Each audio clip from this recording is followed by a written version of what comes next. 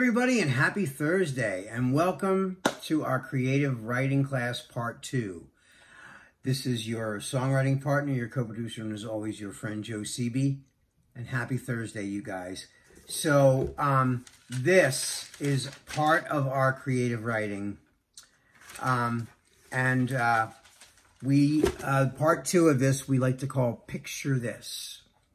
Picture This is when I give you guys an image, a photograph, a comic. Sometimes it's just it could be anything. It's a thought-provoking image, anything that provokes thought. It doesn't need words attached to it.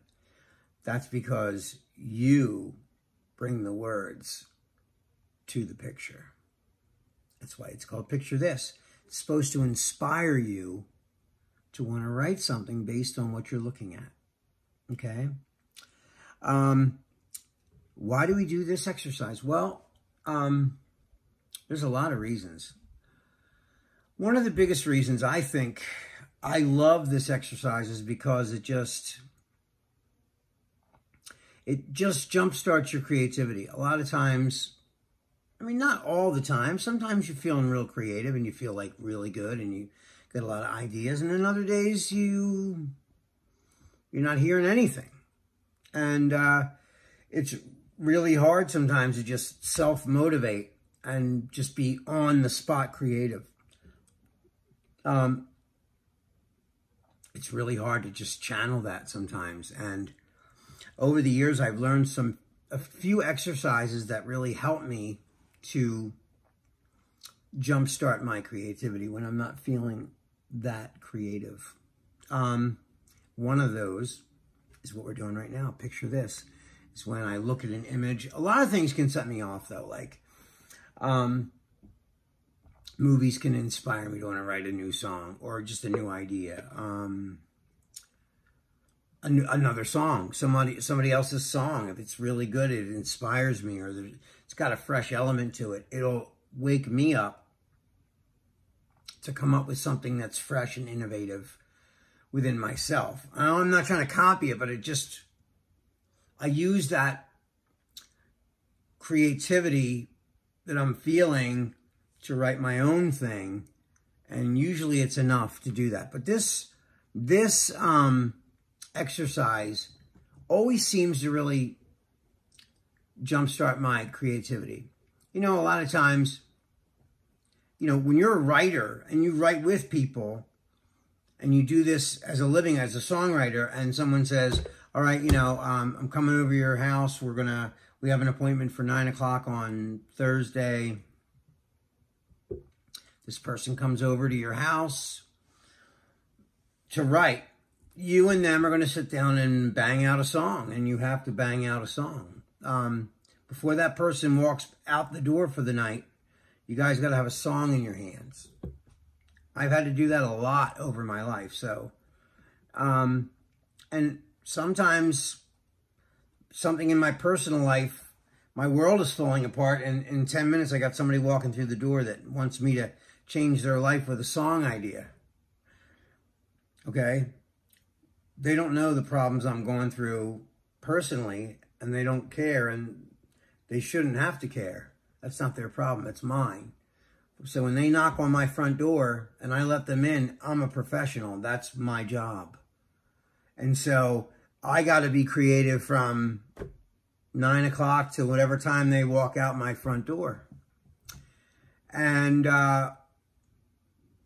so whether you're feeling creative or not, you need to come out with something that's going to impress them, and really they understand that you do this all the time and you're good at it, and that's why people come to you for this, And so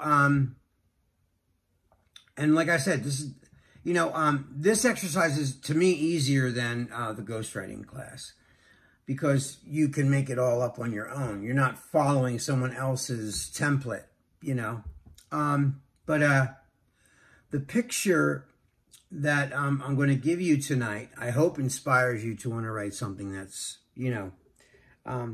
creative on your own, and that, inspires you. Now, sometimes you guys ask me, is there any rules to this? Well, There's no rules as far as what you want the subject matter to be about. It doesn't matter what the picture is. It's whatever the picture makes you think or you feel. That's all. That's the only stipulation. The other stipulation, or the other rule, if you want to call it a rule, is just like ghostwriting, just like songwriting. It's got to rhyme. It's got to make sense. And it's got to tell a story, like a universal story. It's got to, and everyone should understand what the story is about. Even if it was translated to Italian, people in Italy during the translation should understand exactly what your song is saying and is about. Same with, I don't care if you're from Yugoslavia and you send your song to Japan and they translate it in Japanese, they should still get the gist of what your song is about, even through the translation. Okay, it can't be like an inside joke between you and a buddy or a friend or whatever. Everyone should understand exactly what the song's meaning is, or at least it points them in a direction of what they think the song's about. Now, songs aren't always about what you think they're about, but it made you think something already because it led you down a road, you know? So this song is definitely, like, this picture, I hope, leads you down a road that you can come up with a story first. Now, when you do this, I want to be clear. I want you to really study these pictures. And I mean really study. Where I mean you stare at the photograph and then you go into a daydream. You're staring at it so long that you're not seeing it anymore. You're actually just in here and you're in your mind having a daydream. Hopefully you're daydreaming about something that pertains to the picture. And if it wasn't, then do it again. And this time think about the picture and then go into that daydream. When you come out, I want you to take your paper and I want you to write down everything that's in the picture, because that might give you a clue as to what the song's about for you. But again, this is your universe.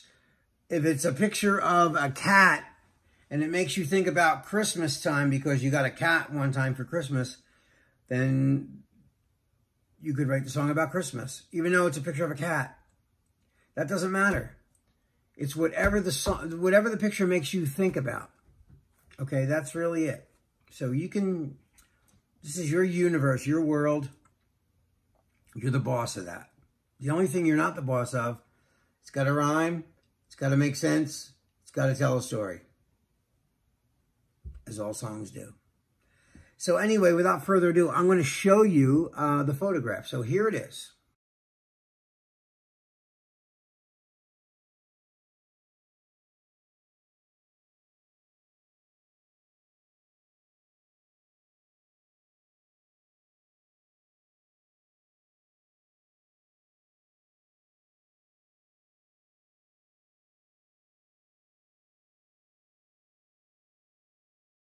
All right, so you saw the picture.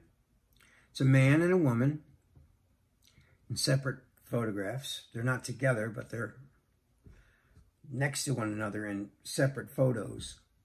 And they both have their fingers in their ears, like that. So the first thing that I thought of when I started staring at that is, it reminds me almost, and I didn't make the song political, but like that picture reminds me of the climate of the country right now politically. Everyone has their fingers in their ears because they don't want to hear the other side, the other opinion. So, of course, because I'm a songwriter, I think in terms of songwriting, story structure,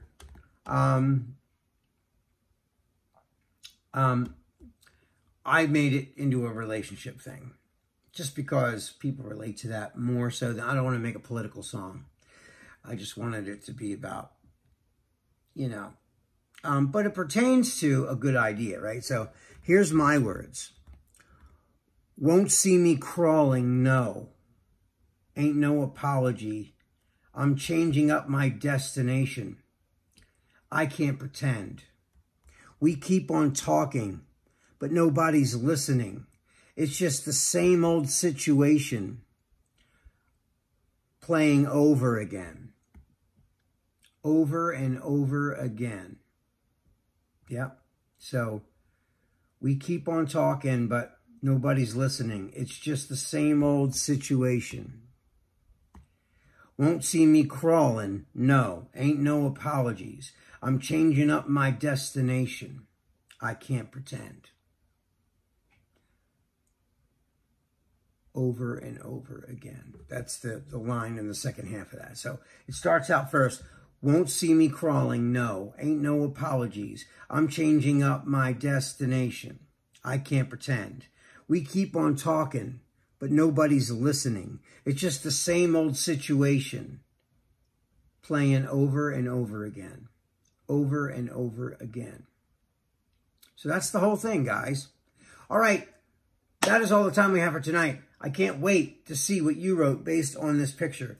And tomorrow night, come on back because I'm going to write a melody to these words. All right, guys. Have a wonderful night. I love you. Be safe. And I'll see you tomorrow. Peace.